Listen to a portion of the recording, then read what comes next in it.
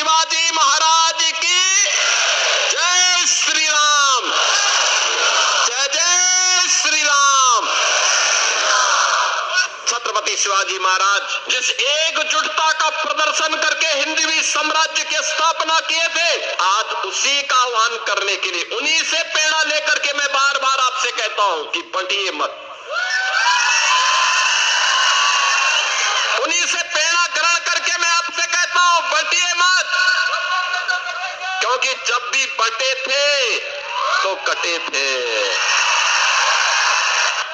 एक है तो नेक है,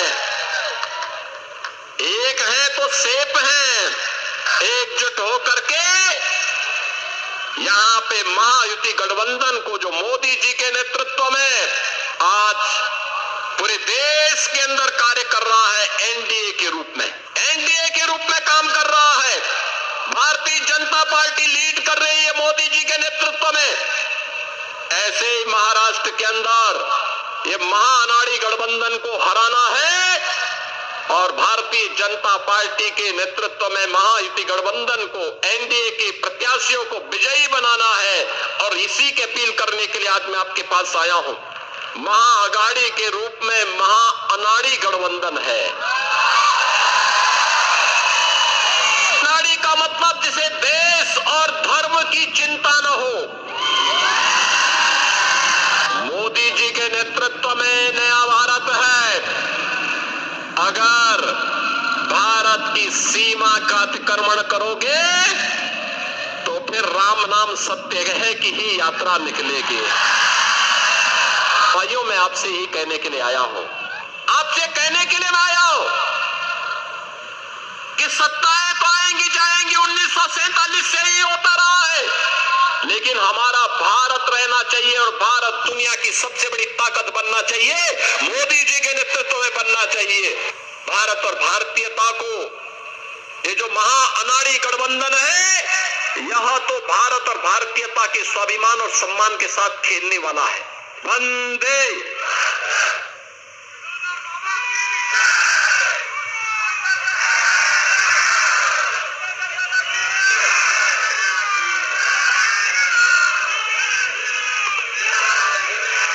सबसे संवाद करने का एक अवसर प्राप्त हुआ है। बहनों और भाइयों,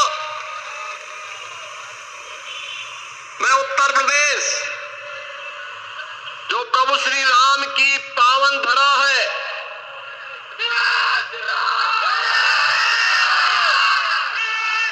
लीलाधारी भगवान श्री कृष्ण की पावन धरा है, बाबा विश्वनाथ की पावन धरा है। उस पावन धरा से शौर्य और पराक्रम के प्रतीक, हिंदवी स्वराज के संस्थापक छत्रपति शिवाजी महाराज के इस पावन धरा पर मुझे महाराष्ट्र के अंदर इस विधानसभा चुनाव के समय आपसे संवाद करने का एक सौभाग्य प्राप्त हो रहा है। मैं इस अवसर पर आप सबका हृदय से अभिनंदन करता हूं, मैं स्वागत करता हूं।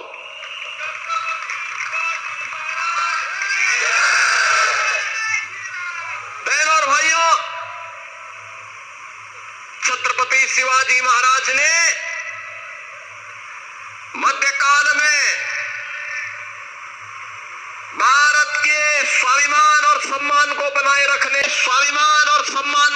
रखने के लिए यहां पर जिस शुरुआत को आगे बढ़ाया था, हिंदवी स्वराज की वह शुरुआत आज भी भारत के लिए एक नई प्रेरणा है। जब भी भारत के अंदर कहीं पर भी भारत का स्वाभिमान आहत होता है, राष्ट्रीय सम्मान को ठेस पहुंचती है, तो लोग छत्रपति शिवाजी महाराज का स्मरण करते हैं। छत्रपति शिवाजी महाराज, और यह महाराष्ट्र के और भारत के हम सब नागरिकों का सौभाग्य है कि महाराष्ट्र की भूमि ने एक और ओज और तेज के प्रतीक, शौर्य पराक्रम के प्रतीक इन महापुरुषों को जन्म दे करके भारत और भारतीयता की रक्षा के लिए उन्हें इस धरा पर आगे बढ़ने के लिए अवसर दिया।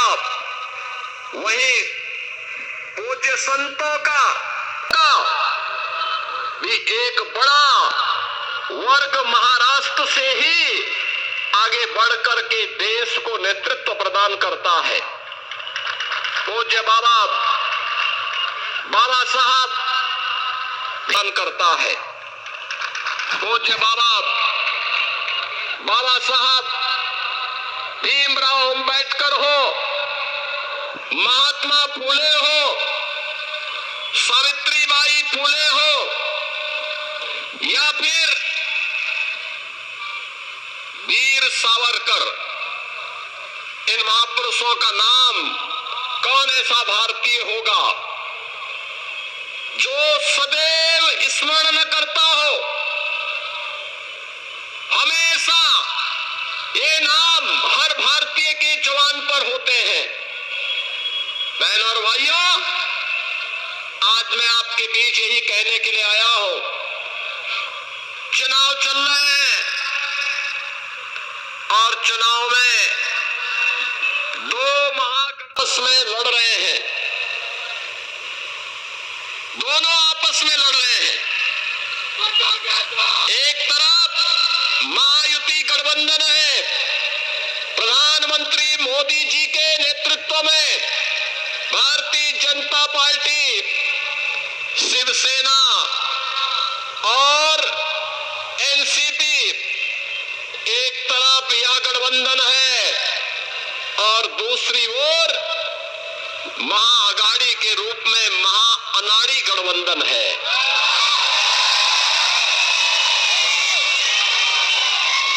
मैं इसे महाअनाड़ी इसलिए कहता हूं, अनाड़ी का मतलब जिसे देश और धर्म की चिंता न हो,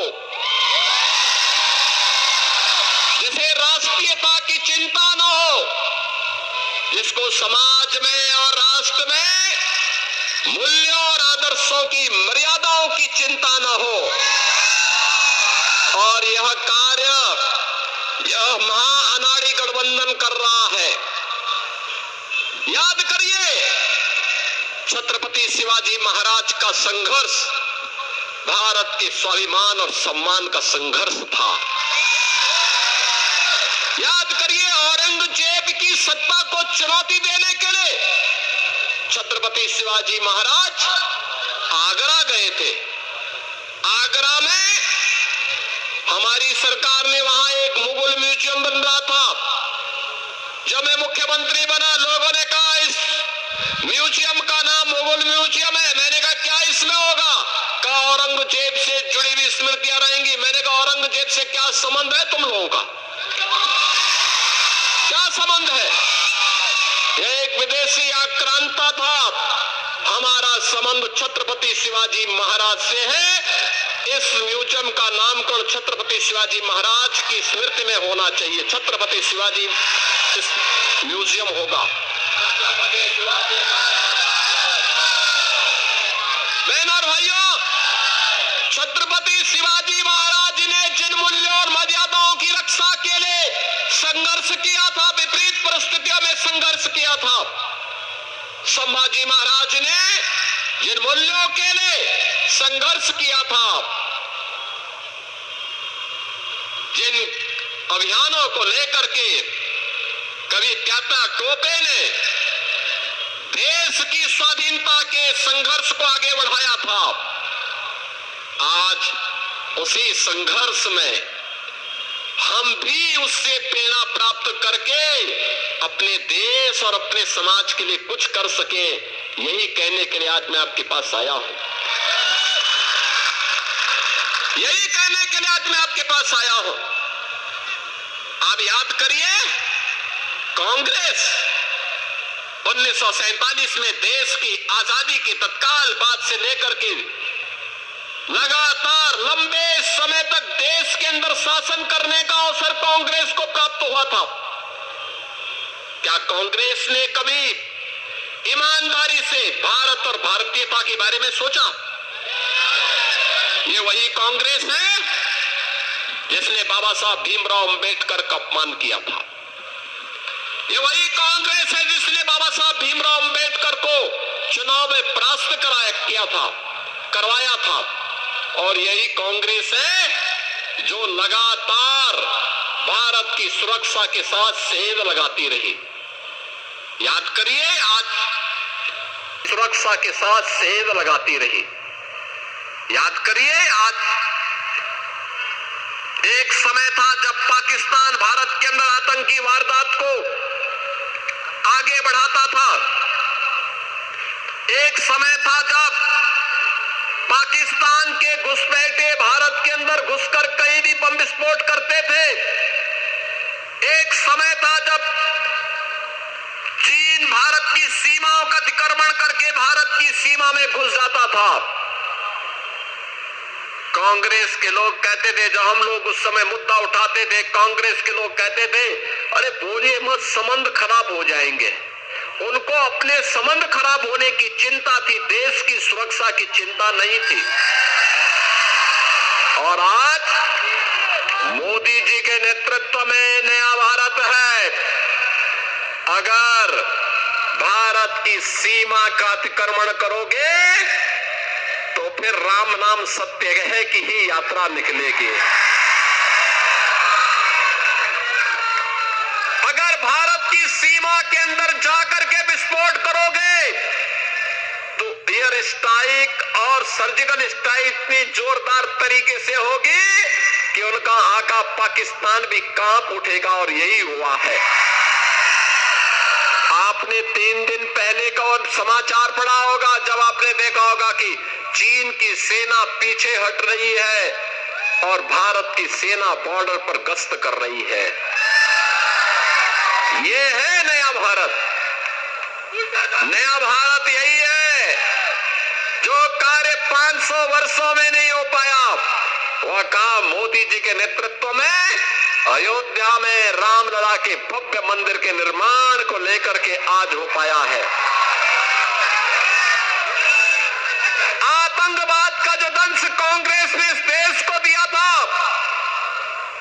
कश्मीर में धारा 370 के रूप में मोदी जी आए, अमित शाह जी गृह मंत्री बने और कश्मीर में धारा 370 समय हमेशा के लिए दफन हो गई, समाप्त हो गई।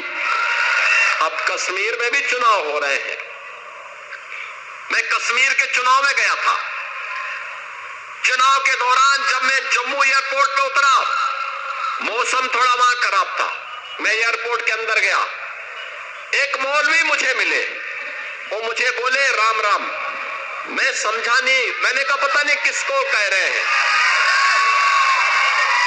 फिर उसने कहा योगी जी राम राम। मैं उसकी तरफ देखा, मैंने कहा ये तो मौलवी है और मुझे राम राम क्यों कह रहा है। तो वहां पे एक जवान था, मैंने कहा ये मौलवी क्या मुझे कह रहा है? कहा हाँ। तो एयरपोर्ट के अधिकारी भौचक थे। मैंने कहा नहीं, भौचक मत हो रही है, आश्चर्यचकित मत होइए, ये धारा 370 हटने का इफेक्ट है।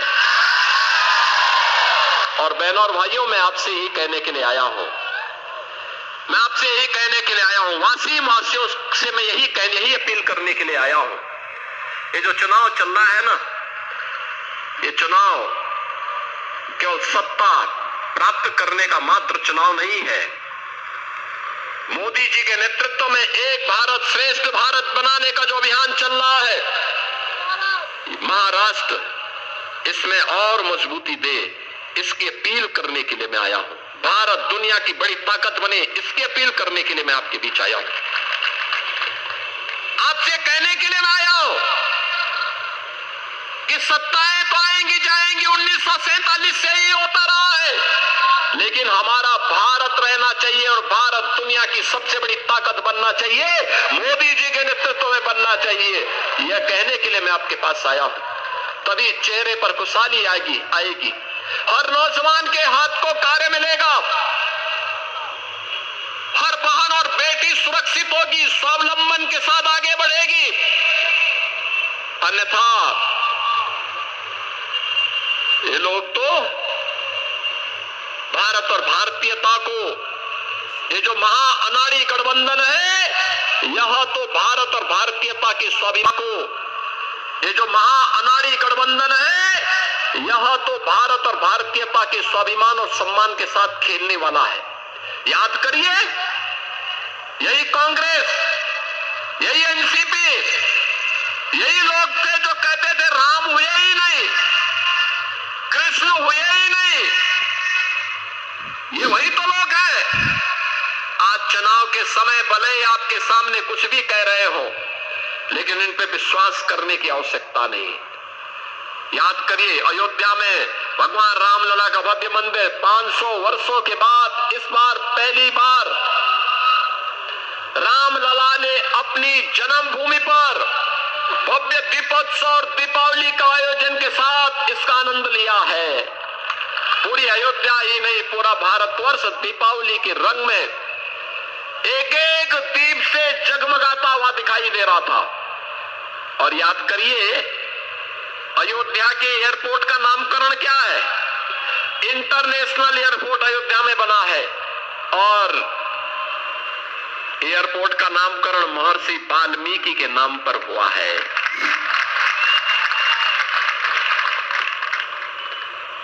वहां पर यात्री विश्रामालय जितने बने हैं, इन यात्री विश्रामालयों का नामकरण निषाद राज के नाम पर हुआ है। निषाद राज, भगवान राम जब वन के लिए प्रस्थान कर रहे थे, बहनों और भाइयों, निषाद राज ने सबसे पहले प्रभु राम को अपने राज्य में शरण दी थी। कहा था कि आप हमारे राज्य में रहिए, आप यहाँ के राजा रहिए, मैं आपका सेवक के रूप में काम करूंगा। लेकिन भगवान राम ने कहा, नहीं, मैं पिता की आज्ञा का पालन करने जा रहा हूं। हमारी मित्रता है, लेकिन मैं किसी राज्य में नहीं रहना, मुझे जंगल में रहना, वन में रहना है, क्योंकि शर्त वन में रहने की है, और इसलिए वन में जा रहा हूं। उन्होंने कहा, आप अयोध्या के बाहर कहीं भी रह सकते हैं। उन्होंने कहा, नहीं, ये मेरे लिए उपयोग हो सकता है, लेकिन आने वाली पीढ़ी क्या कहेगी? अब बहनों और भाइयों, मैं आपसे ही कहने के लिए आया हूं, प्रभु राम निषाद राज के साथ मित्रता तो निभाते हैं, लेकिन उनके राज्य में राज का सुख नहीं भोगते। उन्होंने सुग्रीव को सत्ता दिलाई, लेकिन सुग्रीव की सत्ता का सुख नहीं भोगा। उन्होंने विभीषण को रावण की लंका दी, लेकिन एक भी दिन राजमहल के अंदर नहीं गए।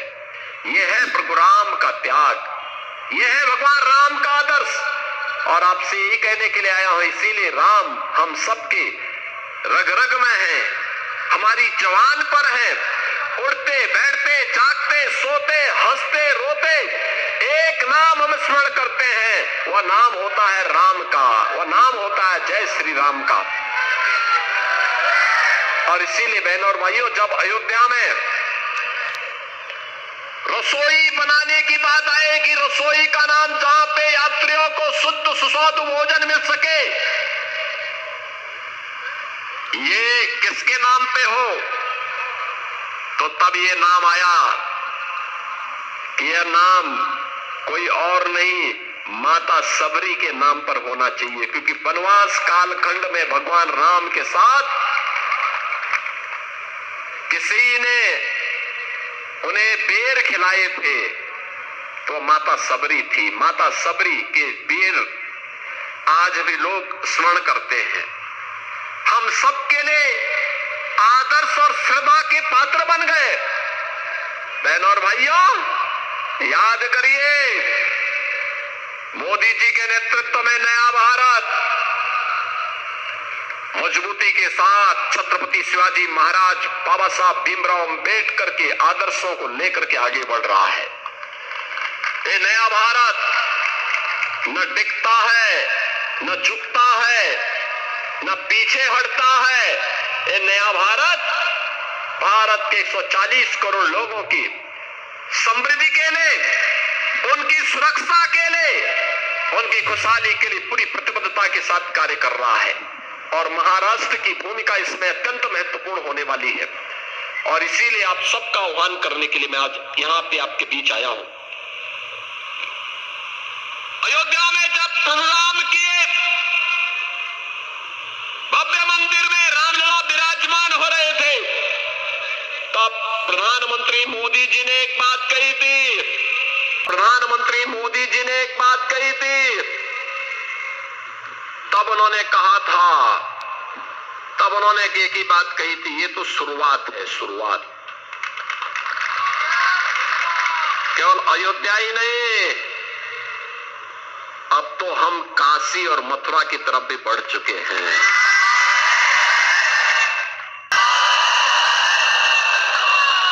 और मैं आपसे कहने के लिए आया हूं, यही कहने के लिए आया हूं, ये बहनों और भाइयों, छत्रपति शिवाजी महाराज ने, छत्रपति शिवाजी महाराज ने, छत्रपति शिवाजी महाराज ने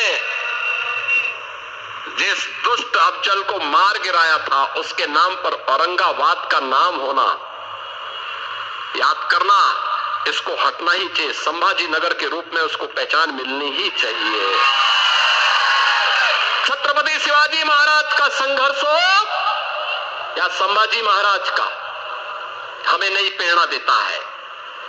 और छत्रपति शिवाजी महाराज हम सबको एकजुट करके लेके गए थे, हर भारतवासी को अपने साथ जोड़े थे, अपने सेना का हिस्सा बनाए थे। छत्रपति शिवाजी महाराज जिस एकजुटता का प्रदर्शन करके हिंदवी साम्राज्य की स्थापना किए थे, आज उसी का आह्वान करने के लिए, उन्हीं से प्रेरणा लेकर के मैं बार बार आपसे कहता हूं कि बंटिए मत, उन्हीं से प्रेरणा ग्रहण करके मैं आपसे कहता हूं बंटिए मत, क्योंकि जब भी बंटे थे तो कटे थे।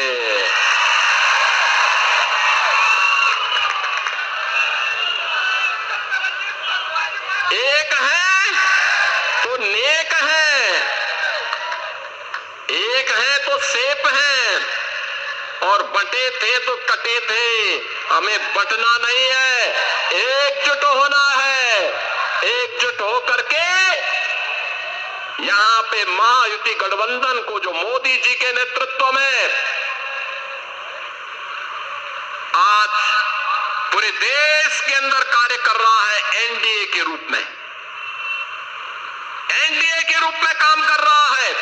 भारतीय जनता पार्टी लीड कर रही है मोदी जी के नेतृत्व में।